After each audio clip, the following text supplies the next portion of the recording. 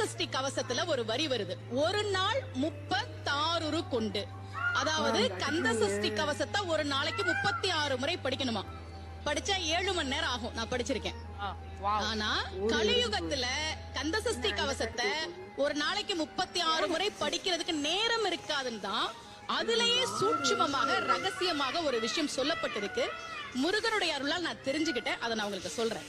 ரவண பவச ரிவன பவச ரிரி, இதுக்கெல்லாம் என்ன அர்த்தம் நான் தேடி தேடி தேடி முருகன் அருளால் தெரிஞ்சுக்கிட்டேன்.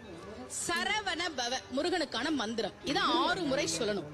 இப்ப சாவ தூக்கி பின்னாடி போட்டீங்கன்னா ரவண பவச, அத 6 முறை சொல்லணும். இப்ப ராவ தூக்கி பின்னாடி போட்டா வனப வசர, வாவ தூக்கி பின்னாடி போட்டா நபவ சரவ, இப்ப நாவ தூக்கி பின்னாடி போட்டா பவ சரவண, பாவ தூக்கி பின்னாடி போட்டா வசர வனப.